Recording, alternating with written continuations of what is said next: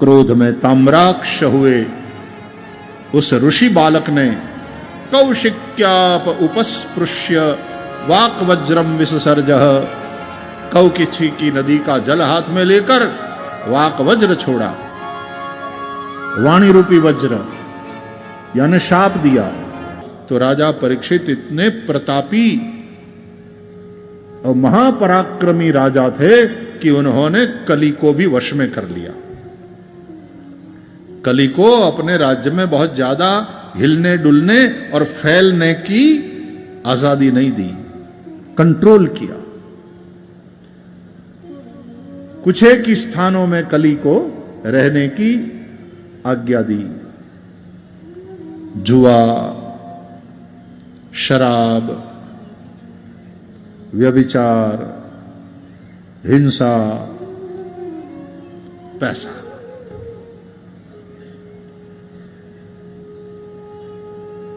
लोग पैसे के लिए कुछ भी करते हैं, हिंसा करते हैं। इन स्थानों में कली रहने लगा। लेकिन एक बार राजा परीक्षित स्वयं सुवर्ण मुकुट अपने माथे पर धारण करके शिकार के लिए वन में गए और शिकार खेलते खेलते मध्याह्न समय हुआ। भूख और प्यास से व्याकुल परीक्षित एक महात्मा के आश्रम में अश्व लेकर के घुस गए, चले गए। वो शमिक ऋषि का आश्रम था। शमिक ऋषि समाधि में बैठे थे। आश्रम में और कोई था नहीं, तो सम्राट परीक्षित का किसी ने स्वागत किया नहीं, पानी के लिए भी पूछा नहीं। राजा परीक्षित को अभिमान हुआ कि मैं चक्रवर्ती सम्राट हूं और यहां इस आश्रम में कोई मुझे पूछता तक नहीं। क्रोध आया, ये ऋषि समाधि का ढोंग कर रहा है। देखो, जब सत्यानाश होने वाला होता है ना, तो साधु संतों के ऊपर भी गुस्सा उतरता है। संतों के अंदर भी हम मिथ्या आरोप करने लगते हैं। बैठे तो थे वो समाधि में, लेकिन परीक्षित ने सोचा कि ये ढोंग कर रहा है समाधि का। मरा हुआ सर्प देखा, धनुष से उठाया, ऋषि के गले में डाल दिया। तो ऋषि की समाधि तो असली थी, सच में समाधिस्थ थे। वो तो समाधि में ही रहे, उनको कुछ फर्क नहीं पड़ा। क्रोध में राजा परीक्षित वहां से चले गए। अब यह दृश्य किसी ने देखा तो ऋषि का बेटा कौशिकी नदी में स्नान कर रहा था। वहां जाकर उसको बताया कि ए श्रृंगी, तू यहां नदी में नहा रहा है और वहां तेरे पिता शमिक ऋषि के गले में किसी राजा ने सर्प डाल दिया। सुनकर श्रृंगी को क्रोध आया, राजा ने यह काम किया?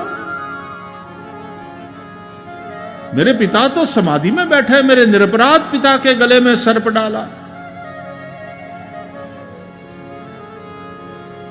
लगता है ये राजा सत्ता के अभिमानी बन गए। कृष्ण परमात्मा के स्वधाम जाने के बाद इस धरती पर शासन करने वाला कोई योग्य राजा नहीं रह गया। इन राजाओं के पास सत्ता का बल है, तो हम ऋषियों के पास तपस्या का बल है। आज मैं दिखाऊंगा और अपने तप के बल से शासन करूंगा।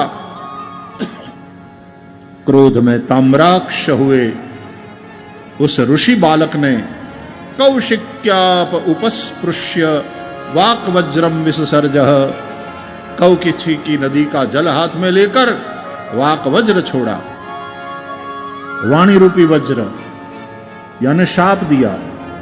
इति लंघित मर्यादम तक्षकः सप्तमे हनि दक्षन्ति स्म कुलांगारम। जिसने मर्यादा का उल्लंघन करके मेरे निरपराध पिता के गले में मृत सर्प डाल दिया, उस राजा को आज से 7वें दिन जीवित सर्प तक्षक डसेगा, उसकी मृत्यु होगी।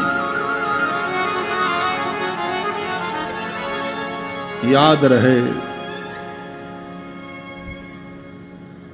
दुर्जनों को दंड देने जैसा कोई पुण्य नहीं, लेकिन गलती में किसी सज्जन को हमने दंड दे दिया,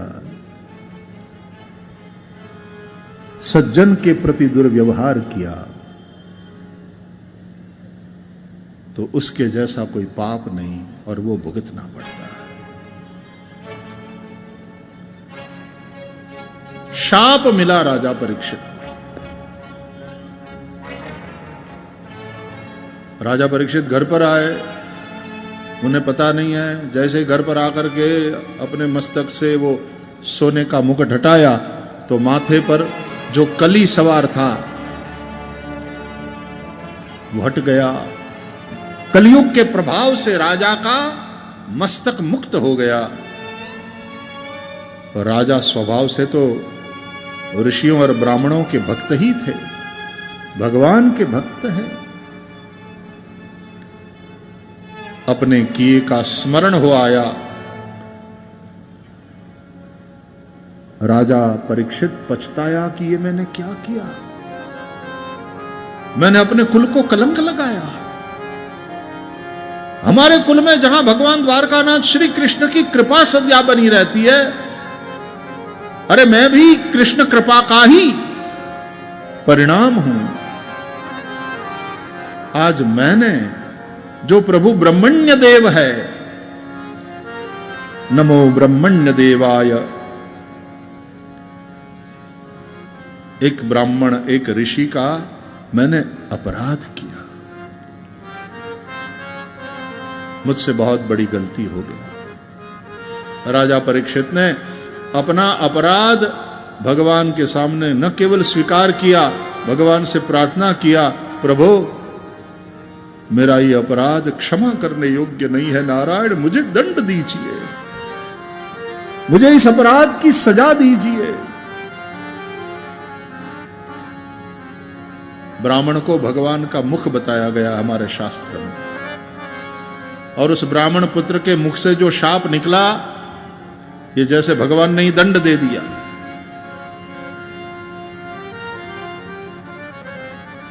राजा परीक्षित को पता चला कि मेरे अपराध के चलते ऋषिपुत्र ने मुझे शाप दिया है, 7वें दिन तक्षक के डसने से मेरी मृत्यु होगी।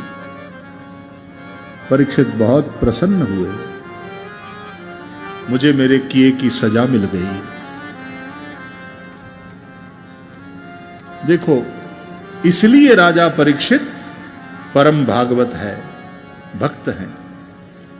कभी कभी भक्तों से, सज्जनों से भी कोई अपराध बन जाता है, उनकी मानसिकता अपराधी नहीं होती, लेकिन अपराध बन जाता है अनजाने में या किसी के प्रभाव में बन जाता है अपराध।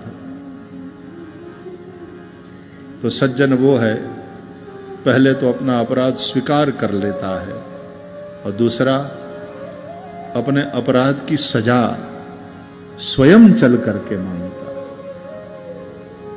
हमारी स्थिति यह है कि दूसरों के अपराध के लिए हम जज बन जाते हैं, और अपने से खुद से कोई अपराध बन जाए तो हम वकील बन जाते हैं। हाँ जी, अपने अपराध के लिए वकील बन जाते हैं और बचाव में उतर आते हैं, डिफेंस में। और दूसरों से कोई अपराध बन जाए तो हम जज बन जाते हैं। सज्जन वो है जो दूसरों के अपराध के प्रति उदारता और करुणा से भरा रहता है। ठीक है भैया, ठाकुर तुझे माफ करे, और अपने अपराध के प्रति कठोर रहता है कि मेरे से ये हुआ ही क्यों, हे नारायण मुझे सजा दो, मुझे दंड दो।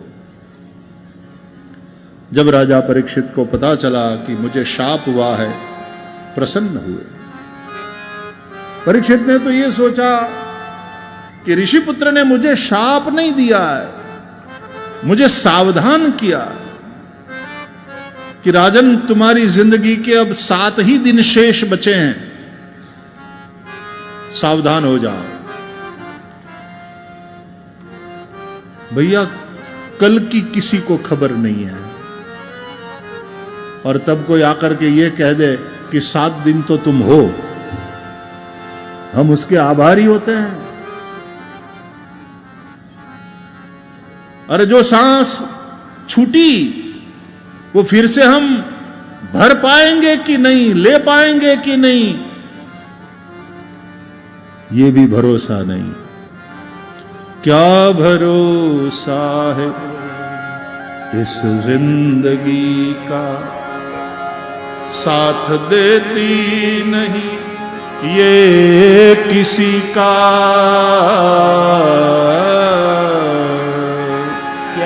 क्या भरोसा है इस जिंदगी का। सांस रुक जाएगी चलते चलते, क्षमा बुझ जाएगी जलते जलते, दम निकल जाएगा रोशनी का। क्या भरोसा है इस जिंदगी का।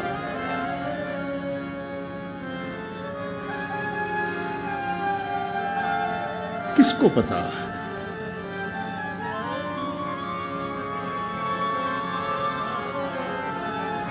तब ऋषि पुत्र ने मुझे सावधान कर दिया कि 7वें दिन है तुम्हारी मृत्यु। बहुत होते हैं 7 दिन।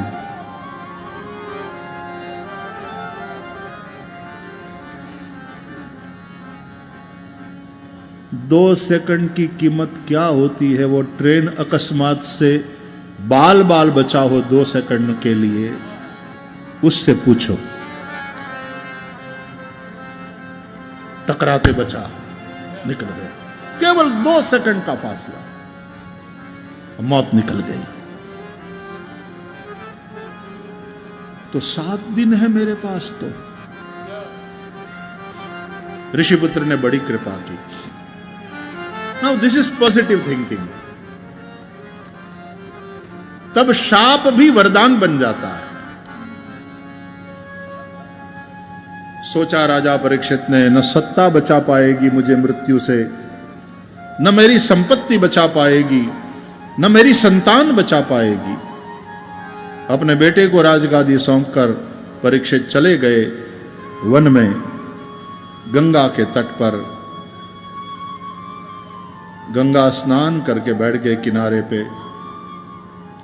अब 7 दिन बचे हैं, न कुछ खाऊंगा न कुछ पीऊंगा, क्योंकि मेरे से भूख और प्यास सहन नहीं हुआ तो ऋषि का अपराध बना ना।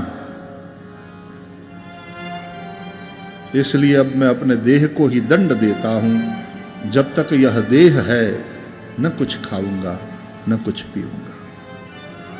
अनशन व्रत लेकर के राजा परीक्षित गंगा के तट पर बैठ गए।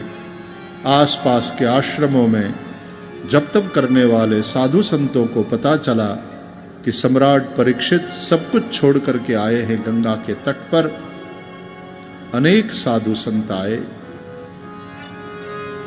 आए हुए सभी साधु संतों का स्वागत पूजन किया।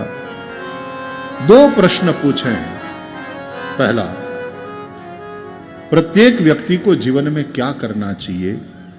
प्रत्येक प्राणी का जीवन में सामान्य कर्तव्य क्या? दूसरा प्रश्न, जब मृत्यु समीप आए तब मनुष्य का विशेष कर्तव्य क्या है? इन शॉर्ट, कैसे जीना चाहिए और कैसे मरना चाहिए, ये 2 प्रश्न। और उस वक्त वहां अचानक से प्रकट हो गए। बोलिए श्री सुखदेव जी महाराज की जय। भगवान सुखदेव वहां पर प्रकट हो गए। तत्रा भवत भगवान व्यासपुत्रो यदृच्छया गामटमानो नपेक्षः अलक्षलिंगो निजलाभतुष्टो वृतश्च बालैरवधूत वेशः। श्री सुखदेव जी के चरणों में गिर पड़े राजा परीक्षित और सुखदेव जी से भी यही प्रश्न किया है। और देखो, जब आप सही में शिष्य बन जाते हैं ना, जब आपके अंदर मुमुक्षा जाग जाती है, जब आपके भीतर भगवत प्राप्ति की तीव्र इच्छा प्रकट हो जाती है, तब गुरु आपको खोजने नहीं जाना पड़ता, आपने किसी को गुरु बनाना नहीं पड़ता, और बनाने की तो कोशिश ही मत करना। हम किसी को गुरु बनाने वाले है कौन? तो हमारे बनाने से अगला गुरु है तो फिर वो गुरु कहे का? वो अपनी गुरुता से गुरु है, हमारे बनाने से नहीं। उनको हमने गुरु बनाया, बड़ी कृपा की महोदय। अरे वो अपनी गुरुता से गुरु है। तुम बनना ही चाहते हो तो उनके शिष्य बनो। अर्जुन जी ने श्री कृष्ण से यही कहा कुरुक्षेत्र में, शिष्यस्तेहम शाधिमाम त्वाम प्रपन्नम। नारायण मैं आपका शिष्य हूं, गुरु मुझे शिष्य के रूप में स्वीकार करो।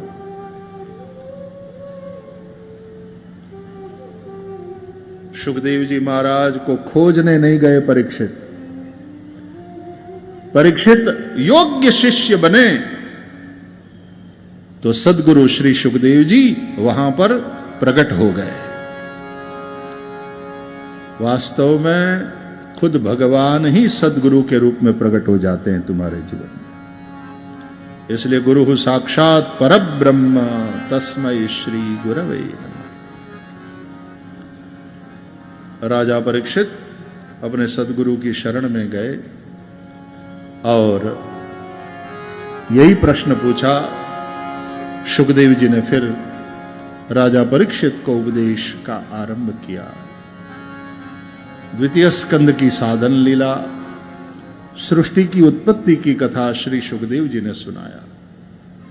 देखो सुंदर बात बतलाते हैं कि राजन, पहली बात, मृत्यु जो जीवन का अनिवार्य सत्य है उसके भय से मुक्त हो जाओ। और मृत्यु के भय से तब मुक्त हो सकते हो जब तुम मृत्यु को भी समझ लो, जगत को जान लो, जीव अपना स्वरूप तुम पहचान लो, और जगदीश भगवान का स्वरूप क्या है ये भी समझ लो। राजन, जो ज्ञानी है वही निर्भय हो जाता है, क्योंकि ज्ञानी की दृष्टि हो जाती है अद्वैत की। भय कब है? द्वितीयाद्वय भयम, दूसरे से ही भय होता है। जहां दो है वहीं पर भय होता है, अद्वैत है तो कहां से भय?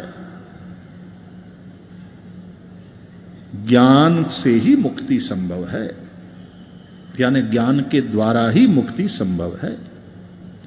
और ज्ञान के लिए तीन बातें आवश्यक है: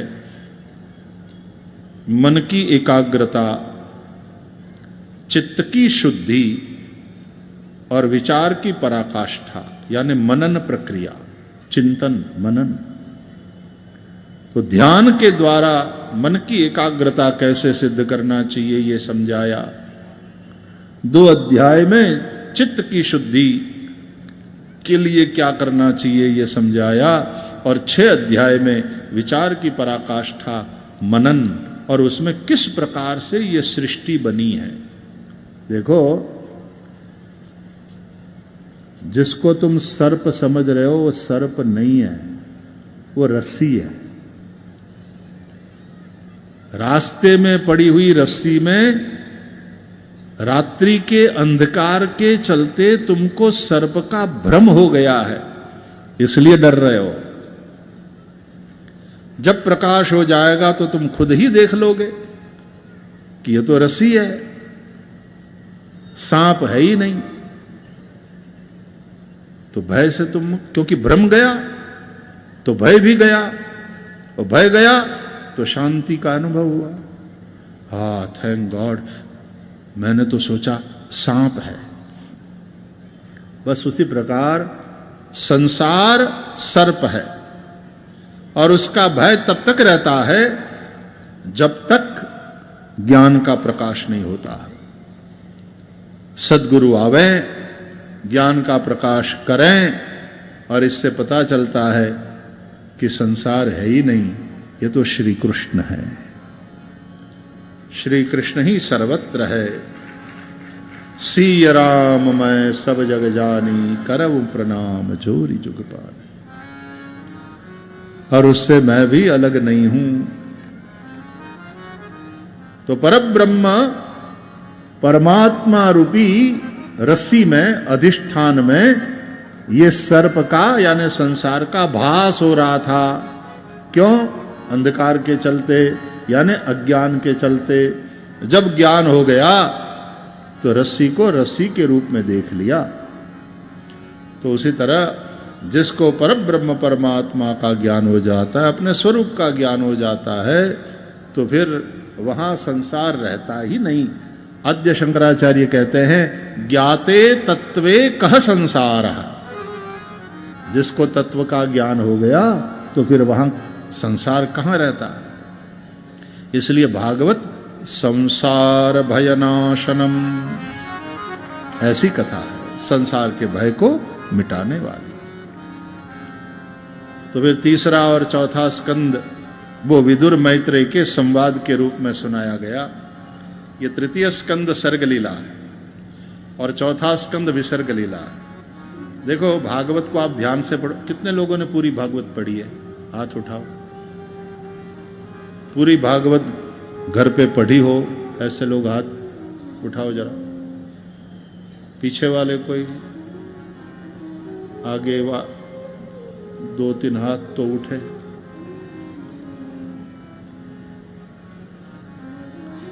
चार 5 हाथ ही उठे। ओ सनातनियों, क्या कर रहे हो? अब तो तुम्हें मोबाइल व्रत लेना पड़ेगा,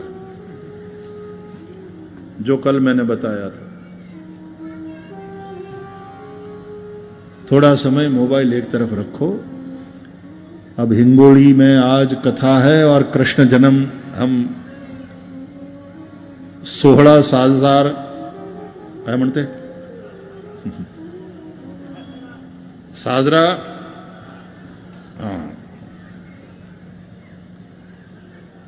उत्सव होने वाला है तो आज अच्छा अवसर है। आज संकल्प ले लो कि हम पूरी भागवत पढ़ेंगे।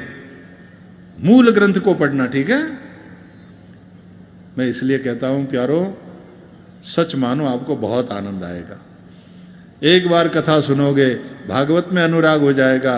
फिर भागवत पढ़ोगे तो भागवत में और अनुराग बढ़ेगा। और फिर दूसरी बार भागवत सुनोगे तो पहली बार सुनी हुई भागवत से दूसरी बार सुनी हुई भागवत में और आनंद आएगा। और आनंद फिर बढ़ जाए और भागवत में ऐसा अनुराग हो जाएगा, आप नित्य भागवत के पाठ का नियम बना लोगे।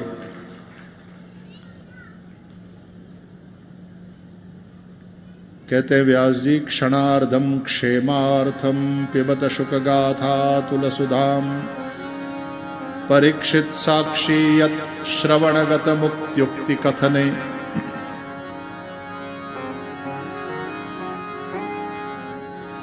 एक आधे क्षण के लिए भी निज कल्याण के लिए जो इस भागवत सुधारस का पान करता है वो संसार से मुक्त हो जाता है। महाराज परीक्षित प्रमाण है, साक्षी है। असारे संसारे विषय विष संगा कुलधिय क्षणार्धम क्षेमार्थम पिबत शुक गाथा तुलसुधम।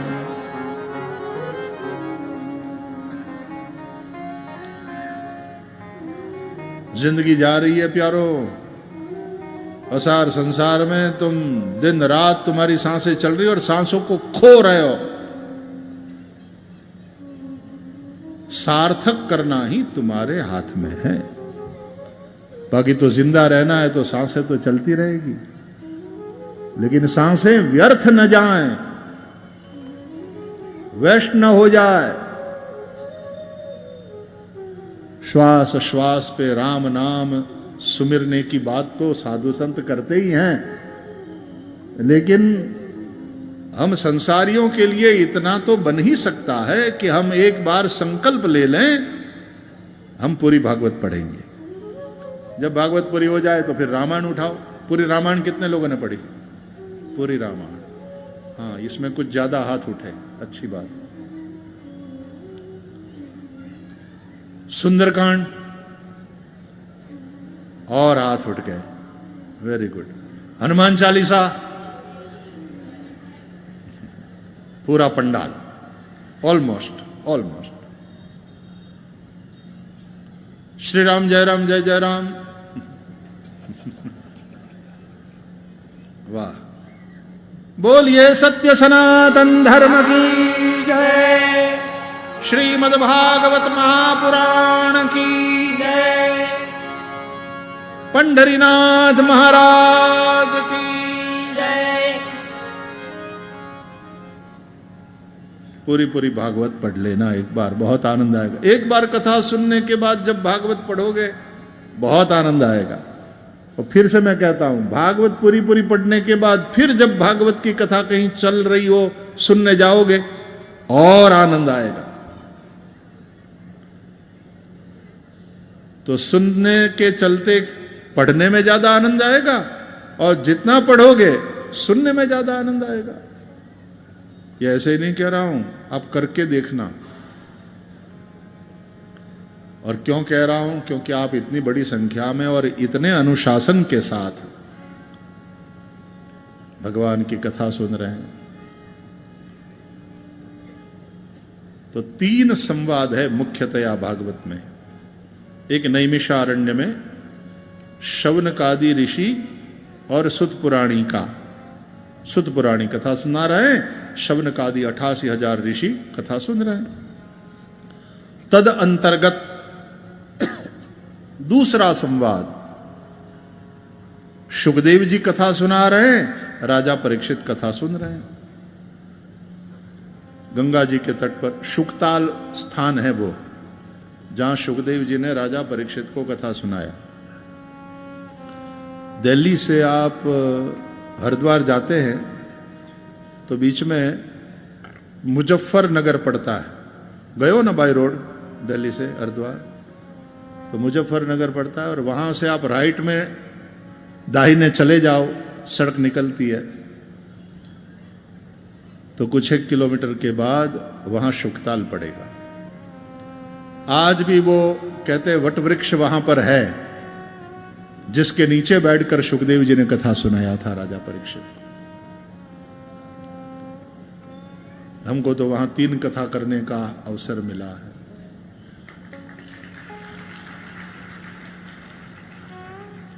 अनेक साधु संत कथा में बैठते थे, कथा श्रवण करते थे, और दक्षिणा में हमको आशीर्वाद देते थे।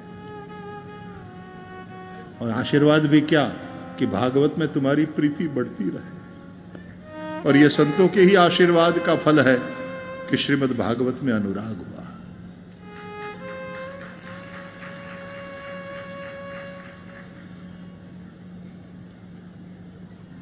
तो शुकदेव जी राजा परीक्षित को कथा सुना रहे हैं, और वो वाले संवाद के अंतर्गत एक तीसरा संवाद है, जिसमें मैत्रेय ऋषि विदुर जी को कथा सुना रहे हैं।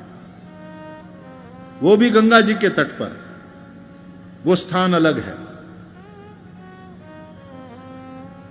तो एक वक्ता हुए सुत जी, दूसरे वक्ता हुए शुकदेव, तीसरे वक्ता हुए मैत्रेय जी। तीनों का संबंध भगवान वेद व्यास से है, जिन्होंने ये भागवत की रचना करी। सुत व्यास जी के शिष्य हैं, शुकदेव व्यास जी के पुत्र हैं, और मैत्रेय व्यास जी के मित्र हैं। ये भागवत में ही लिखा।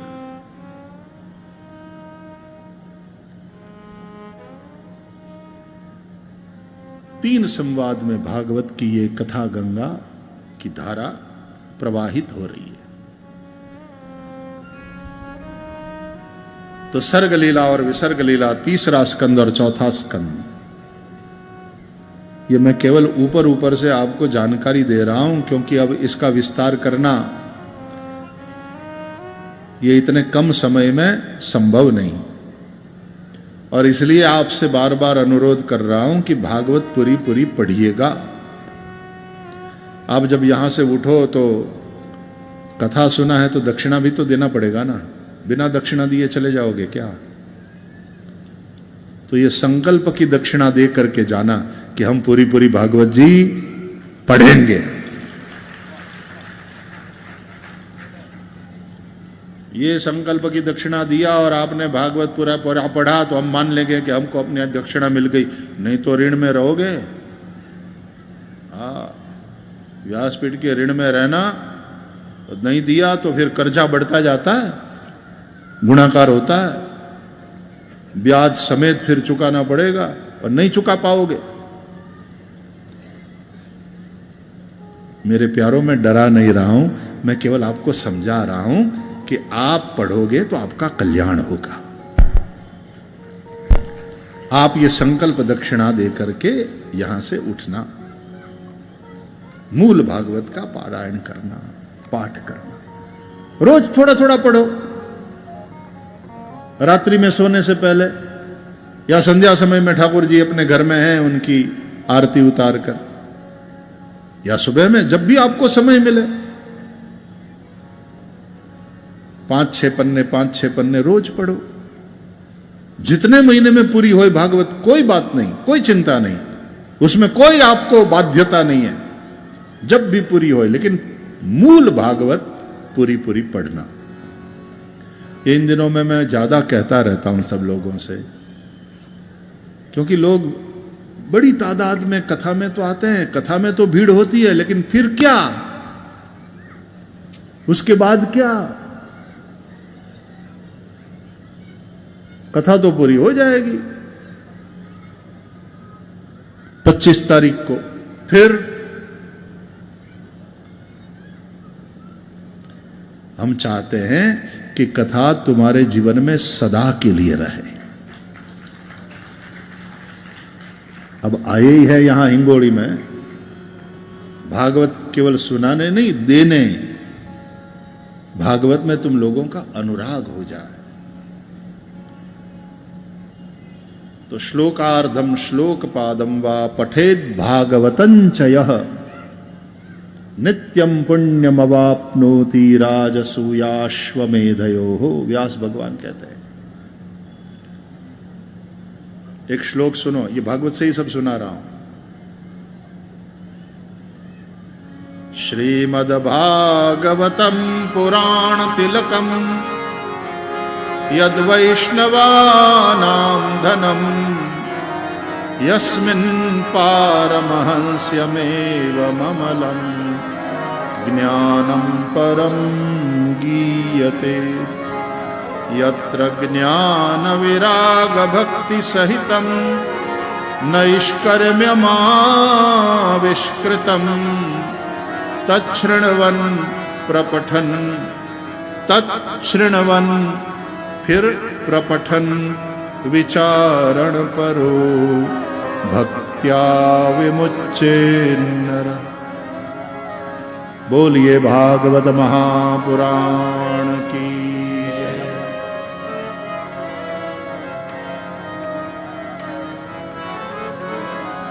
कितने लोग पढ़ेंगे? यहां प्रतिज्ञा करके जाओ। इतनी सी दक्षिणा मिलेगी हमको, हिंगोली वालों, इतने कंजूस हो यार।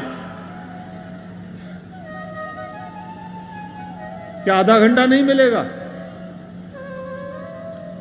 कितने लोग पढ़ेंगे?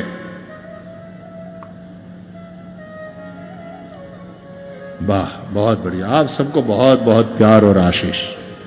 ठाकुर जी आपका अपने चरणों में अनुराग न केवल बनाए रखें, बढ़ाएं। आपका कल्याण हो, आपका मंगल हो। मैंने कहा कोई सिवाय पढ़ने के और कोई बंधन नहीं, जितना समय जितना महीना लग जाए कोई बात नहीं। पूरी पूरी भागवत पढ़ना प्यारो, आपका कल्याण होगा।